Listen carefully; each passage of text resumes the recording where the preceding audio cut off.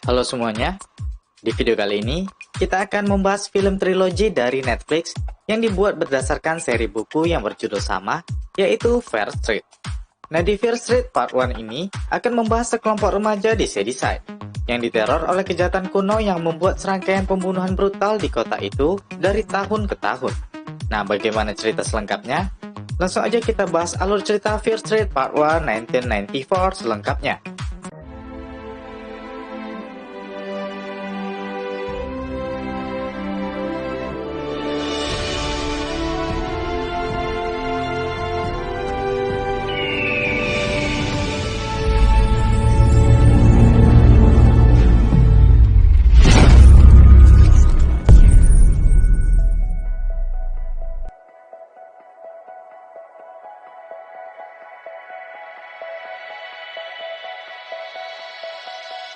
Cerita ini berada di tahun 1994 di kota Shadyside. Pada sebuah toko buku di Shadyside Mall, seorang gadis bernama Heather Watkins sedang bekerja. Saat itu temannya Ryan yang bekerja di mall itu juga menelpon dan bertanya, kenapa Heather belum pulang? Heather bilang, dia terpaksa lembur mencari uang karena ibunya terlalu boros di rumah.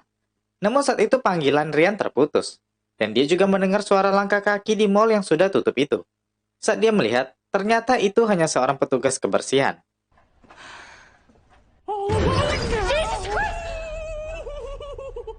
Heather bilang, dia butuh tumpangan malam ini. Ryan pun setuju dan mereka segera menutup toko masing-masing. Saat Heather akan menutup, pintunya tak bisa rapat. Dia pun membiarkannya dan melihat satu buku yang terjatuh. Saat dirapikan, terlihat seseorang yang sedang berlari di toko itu. Saat diperhatikannya, ternyata ada buku lagi yang jatuh. Dia kemudian mendengar suara lagi. Heather langsung memarahi orang yang dikiranya Ryan itu.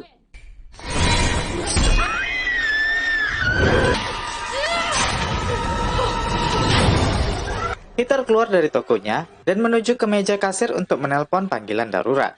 Namun dia hanya bilang keberadaannya di Shadyside Mall. Dia langsung berlari meninggalkan telepon karena diikuti.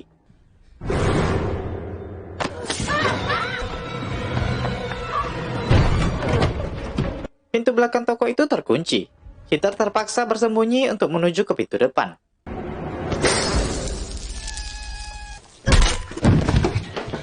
Dia berhasil keluar, namun tetap semua pintu sudah tertutup.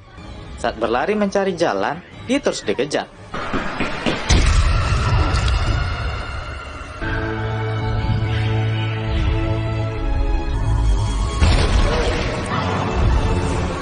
Ternyata yang membunuh adalah Ryan. Mereka pun sama-sama mati di mall itu. Belum diketahui apa alasan pastinya, namun ternyata totalnya 7 orang karyawan yang telah dibantainya di mall itu. Media melaporkan pembantaian itu sebagai ritual pembunuhan bertopeng tengkorak di Shadyside yang sering terjadi, dan menjuluki Shadyside sebagai ibu kota pembunuhan di Amerika Serikat. Sedangkan kota tetangganya yaitu Sunnyvale adalah kebalikannya, karena dianggap sebagai kota terkaya dan teraman sejak 30 tahun terakhir. Banyak remaja Shadyside percaya kalau ini adalah kutukan dari penyihir Sarah Fier sebelum dirinya dieksekusi di tahun 1666. Besoknya, kita berpindah ke seorang gadis bernama Dina. Dia sedang menulis di selembar kertas tentang kekesalannya kepada seseorang bernama Sam. Dia menyesal telah mengenal Sam, hingga dia menulis persetan dengan Musem. Dan dia juga menulis salam cinta dari Dina. Sementara itu adiknya Josh sedang chatting bersama temannya untuk meneliti sejarah kota Shadyside. Mereka percaya kalau si penyihir Sarah Fier kembali untuk balas dendam dengan merasuki warga. Dina marah melihatnya terusan chatting. Namun Josh bilang kalau dia sedang mencari tahu tentang beberapa pembunuhan yang semalam terjadi di Mall Shadyside. Pembunuhnya menggunakan topeng tengkorak. Dia yakin ada hal yang tak dibahas dalam berita, yakni tentang kutukan penyihir Sarah Fier. Dina kesal melihat adiknya dan segera menyuruhnya ke sekolah. Namun Josh malah menyindir kakaknya itu yang baru putus dengan Sam. Di sekolah, Dina melihat teman-temannya sedang asik pacaran. Terlihat rasa cemburu di dirinya. Saat di loker, terlihat teman-temannya memberi ucapan bela sungkawa kepada Heather di lokernya. Seorang temannya bernama Kate percaya kalau penyihir Sarah Fier telah kembali. Namun Dina menyuruh dia tidak ikut-ikutan seperti yang lain. Temannya Simon juga menakut-nakutinya. Namun Dina tetap tidak percaya dengan Sarah Fier. Dina meminta Kate memberikan kado kepada Sam mantannya. Kate menolak. Dina bilang dia akan segera keluar dari ekskul drum bandnya. Kate memintanya untuk memakai pakaian drum bandnya terakhir kali saat acara nanti malam. Dia juga bilang kalau dia masih menjual narkoba bersama Simon. Saat pengumuman dijelaskan si pelatih, kalau sebelum pertandingan football malam ini, kota Sunnyvale akan mengadakan malam lilin untuk para korban yang meninggal di mall semalam. Semua pemain, pemandu sorak, dan drum band wajib hadir. Dengan kesal, Dina terpaksa mengikuti ekskulnya nanti malam. Mereka pun bersiap menaiki bus dari Shadyside menuju kota teraman yaitu Sunnyvale.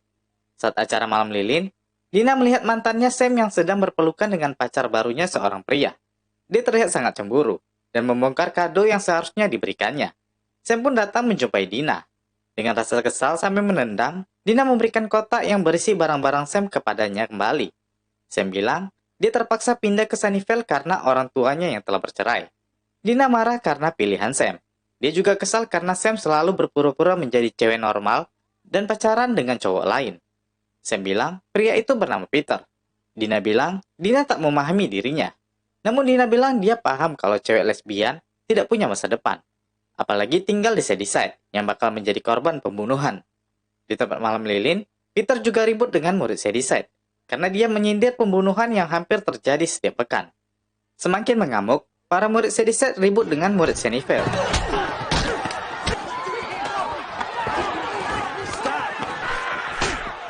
Saat pulang, para murid Shadyside menaruh dendam kepada murid Sunnyvale, sedangkan Dina sudah pusing dengan masalahnya. Tiba-tiba dari belakang bus mereka, murid Sunnyvale mengikuti menggunakan mobil. Itu adalah Peter bersama rekannya dan ada Sam juga.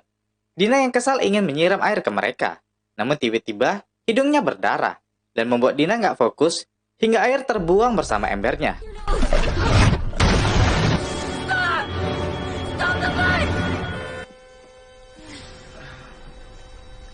Sam yang masih selamat keluar dari mobil, hidungnya juga berdarah.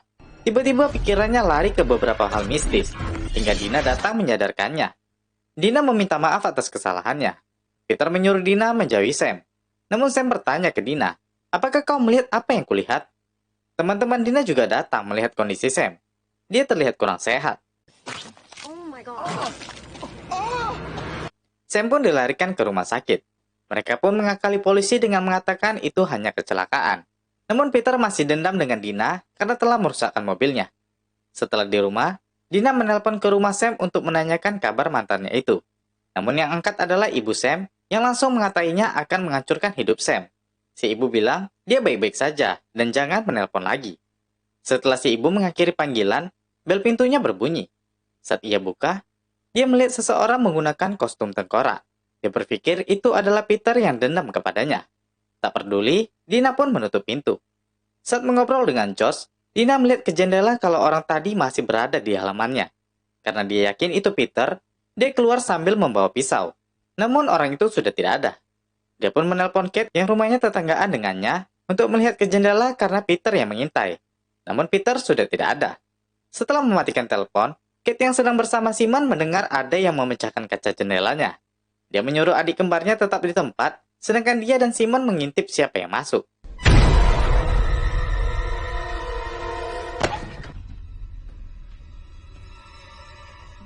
Dia berpikir itu adalah Peter yang dikatakan Dina.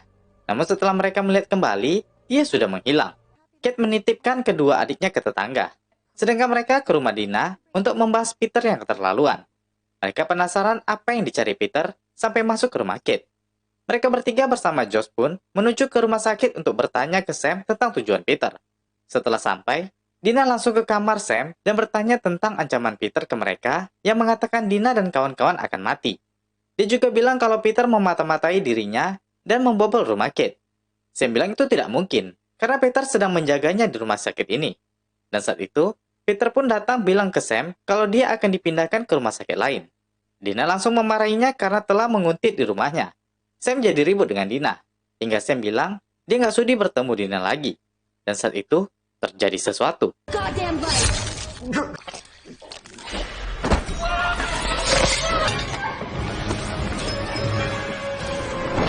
Mereka pun berlari dan mengajak Kate dan yang lain untuk ikutan berlari juga.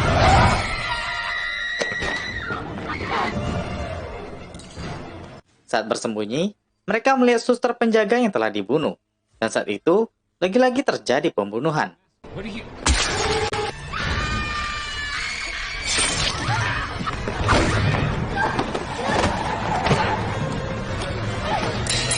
Dan saat akan menaiki mobil ambulan, Dina sempat melihat wajah si pembunuh yang ternyata adalah Ryan yang membunuh di awal cerita tadi, guys.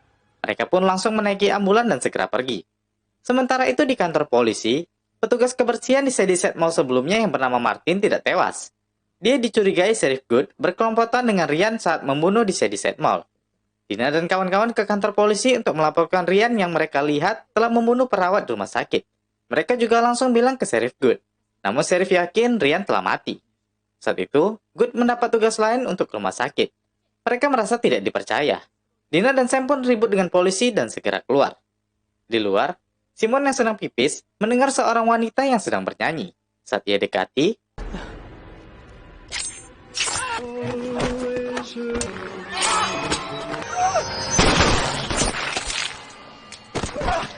wanita itu tidak mati.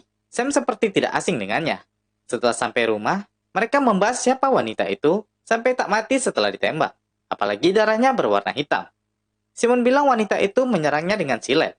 Josh tanya, apa dia menyayat tangan dan bernyanyi lagu lama? Simon tanya, dari mana kau tahu? Josh yang telah menyelidiki selama ini langsung mengambil potongan koran tentang remaja yang menyerang temannya. Dia adalah Ruby Lane. Dia juga yang menyerang Simon tadi, dan bernyanyi saat membunuh pacar dan temannya dulu. Lalu dia bunuh diri dengan menyayat pergelangannya. Berita ini terjadi 30 tahun yang lalu. Tepatnya 1965, Ruby merupakan salah satu pembunuh di Shadyside. Dan di tahun 1978, pembunuh bertopeng membunuh remaja di Camp Neckwing. 1950, Harry Rocker tukang susu menebas sekelompok ibu rumah tangga. Dan lain-lain terus terjadi di Shadyside. Mereka awalnya normal namun menjadi psikopat. Dan terakhir Josh memperlihatkan seorang pastor bernama Cyrus Miller. Tahun 1966, dia yang pertama tercatat membunuh di Shadyside dengan mencungkil mata anak-anak. Sam yang tak tahan muntah darah mendengarnya. Dina datang memberikan sweater kepadanya. Mereka terlihat baikan setelah semua yang terjadi. Di ruang depan, Josh bilang, ini semua berhubungan dengan penyihir Sarah Fier. Di tahun 1966, Sarah Fier digantung karena sihir. Itu fakta. Sejak itu, dia merasuki orang-orang untuk membunuh. Sebelum napas terakhirnya, dia menyayat tangannya untuk menghindari kematian. Dia keluar dari kubur untuk memperbudak manusia di Shadyside dan membuat kota ini terkutuk olehnya. Kate bilang, namun bagaimana dengan dua pembunuh yang telah mati dan mengejar kita sekarang? Kenapa kita dijadikan target? Sam pun datang dan bilang kalau dia melihatnya sebelumnya saat kepalanya terbentur di mobil. Dia melihat penyihir itu. Mereka pun bersiap langsung ke lokasi hutan tempat Sam kecelakaan sebelumnya. Sam mengingat ketika dia jatuh dan berdarah dan mengingat si penyihir. Dan tepat di tempat itu, dia merasa memegang sesuatu. Dan benar saja, ada rantai yang menjulur ke satu tengkorak manusia yang sudah lama. Ternyata itu adalah tengkorak Sarah Fier yang dirantai saat itu. Josh bilang, ini adalah makamnya. Dan dia seperti marah karena Sam mengganggu makamnya. Dan sepertinya dia mengutus pengikutnya untuk mengejar Sam dan mereka. Simon bilang, mereka sepertinya harus mengubur tulang-tulangnya lagi agar dia tenang. Josh setuju, namun mereka mendengar seperti ada yang mengikuti. Josh memeriksa, sedangkan Kate dan Simon menguburnya.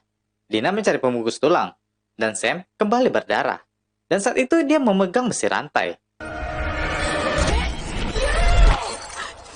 Sam mendengar suara yang mengatakan, itu adalah kamu. Dina menyadarkannya lagi. Mereka pun cepat-cepat mengubur tulang belulang dari Sarah. Sam terus mendengar suara yang mengatakan, itu adalah kamu. Dan setelah mereka berhasil menguburnya, terjadi sesuatu.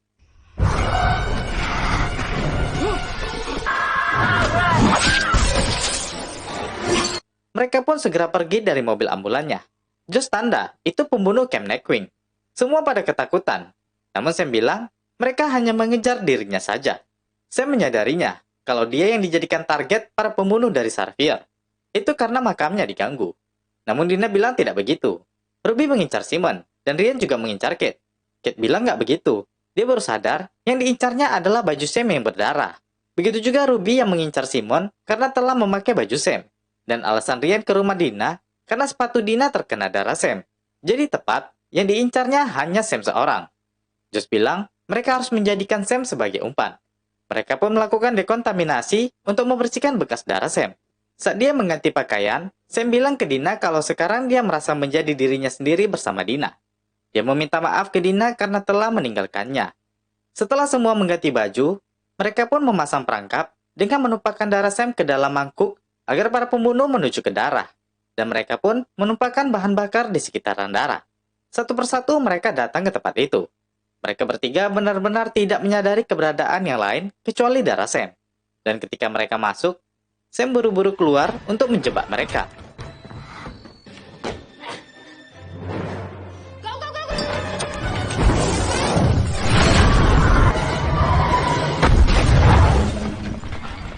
Setelah memadamkan api, mereka melihat tumpukan darah dan daging pembunuh seperti menyatu kembali.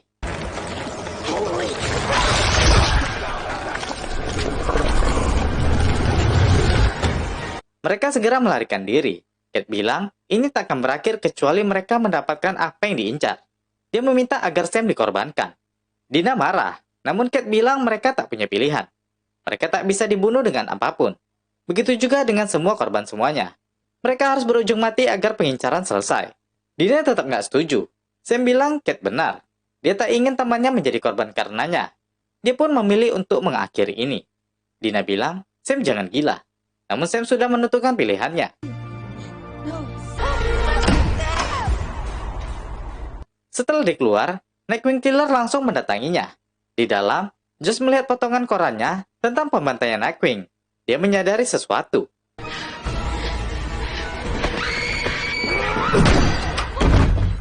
Josh bilang dia menemukan cara lain. Kuncinya adalah si Berman. Pada musim panas 1978, sekelompok pekemah dibantai dengan keji, dan yang masih selamat bernama si Berman. Josh bilang, jika dia bisa selamat, berarti Sam juga bisa. Dina dan Cat berhasil mendapatkan alamat si Berman. Dina langsung menghubungi nomor telepon yang tertera. Namun sayang Berman sedang keluar. Dina pun meninggalkan pesan dengan menjelaskan tentang penyihir tersebut. Di luar, si pembunuh sudah hampir berhasil membobol pintu. Sam yang membaca koran mengatakan kalau si Berman telah meninggal. Dina bilang, itu nggak mungkin. Maksud Sam, Berman meninggal dulu sebelum selamat. Si Berman ditemukan di hutan dengan jantung yang telah berhenti. Namun, pemuda lokal melakukan CPR. Jadi Sam berpikir itulah caranya agar bisa selamat. Mereka pun segera kabur dari tempat itu menuju ke supermarket tempat Simon bekerja. Simon bilang, saudaranya Timothy sempat meninggal beberapa bulan silam. Dia mengalami kejadian naas saat menelan zat tertentu. Dia mati 2 menit tapi Simon dan Cat berhasil menyadarkannya dan hidup kembali. Cat pun disuruh tim untuk meracik zat yang diminum saudara Simon. Simon menjelaskan obat-obat apa saja yang perlu diminum Sam agar membuatnya meninggal sesaat. Dan setelah itu, mereka pun berpencar untuk melawan musuh yang akan datang nanti. Dina memberikan pesan-pesannya kepada Sam. Jika Sam nanti hidup kembali, dia akan membahagiakan Sam untuk selamanya. Dina yakin Sam akan hidup kembali. Dan saat itu, Sam pun meminum beberapa kapsul yang harus diminumnya terlebih dahulu.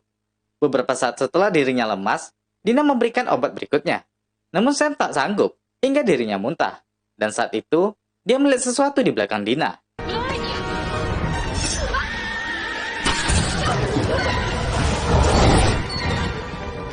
Dina segera membawa Sam, sedangkan Cat bersembunyi dari pembunuh bertopeng.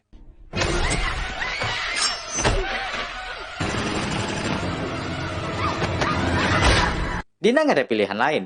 Dia harus cepat membuat Sam meninggal. Mereka pun menemukan cara. Simon yang berada di gudang tak sadar kalau Ruby Lane berada di belakangnya. Josh yang menuju pintu darurat juga diserang Nightwing Killer. Sedangkan Kate ditusuk dan kesulitan untuk melawan.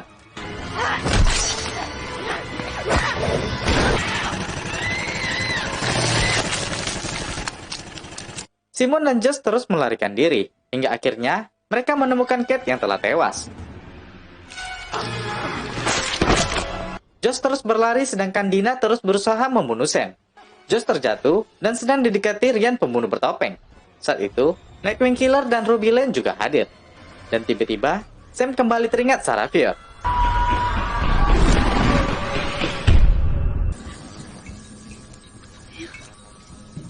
Sam meninggal, dan secara otomatis, ketiga utusan Saravior pun menghilang. Dina segera menyuruh Josh membawa EpiPen untuk menyelamatkan Sam. Saat disuntikan berkali-kali, Sam tak sadar juga. Josh bilang, Kate dan Simon telah meninggal, dan kemungkinan Sam juga begitu. Namun Dina tidak menyerah.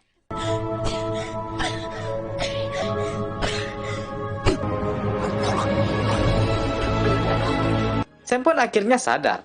Dina, Josh, dan Sam pun diinterogasi atas semua kejadian yang terjadi. Namun mereka tak menjelaskan tentang kutukan Saravior yang mengincar Sam. Mereka juga sangat berterima kasih kepada Kate dan Simon yang telah menolong mereka. Dina meminta Sheriff Good untuk membersihkan nama kedua temannya yang telah meninggal itu. Saat itu, Martin meminta Josh untuk membantunya yang sedang dituduh. Josh memberikan sebuah peniti untuk dia membebaskan dirinya. Dan setelah itu, mereka bertiga pun dibiarkan pulang. Di luar pintu, Ibu Sam telah datang menjemput putrinya dan tak membiarkan dia bergaul dengan Dina. Saat Sam akan dibawa ibunya, Dina ingin bertemu dengannya besok. Namun Sam bilang bukan besok, tapi malam ini.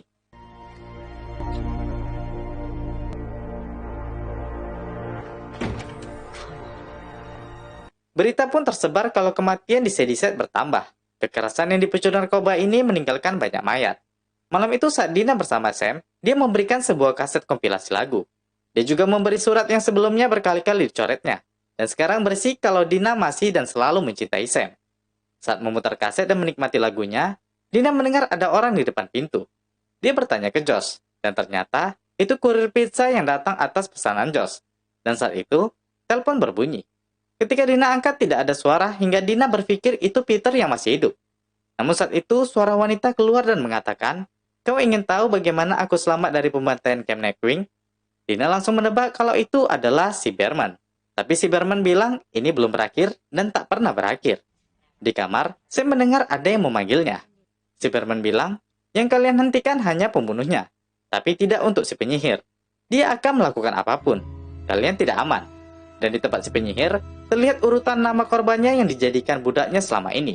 Dan di urutan terbaru, tertulis nama Sam, yaitu Samantha Fraser, yang akan menjadi budak selanjutnya.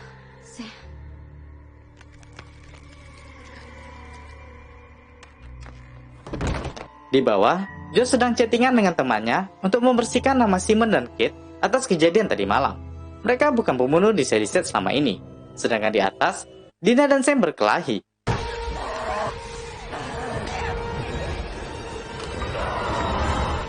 Dina pun ke bawah mendatangi Josh. Dia tertusuk di bagian perutnya. Dia mengajak Josh ke atas dan memperlihatkan Sam yang berubah. Dina telah mengikatnya. Sam mengeluarkan suara yang mengatakan Sam bukan dirinya lagi. Itu seperti pesan dari penyihir. Dina bilang, dia akan mendapatkan Sam kembali. Dan dia berjanji atas hal itu. Di kemudian hari, Josh mendatangi si Berman. Berman menjelaskan, awalnya dia berpikir dapat menghentikan penyihir dan kutukan itu. Namun kini dia tahu bahwa tidak ada akhir semenjak musim panas 1978 di hari perkemahan. Seminggu kemudian saudaranya mati. Dan ceritanya akan berlanjut ke Fear Street Part 2 di video berikutnya. Nah itu tadi alur cerita Fear Street Part 1 selengkapnya. Sebuah film trilogi tentang kutukan penyihir yang tanpa henti di kota Shadyside. Bagaimana cerita selanjutnya? Dan berhasilkah Dina mengembalikan Sam? Tunggu di video berikutnya ya. Terima kasih sudah menonton dan jangan lupa subscribe-nya ya.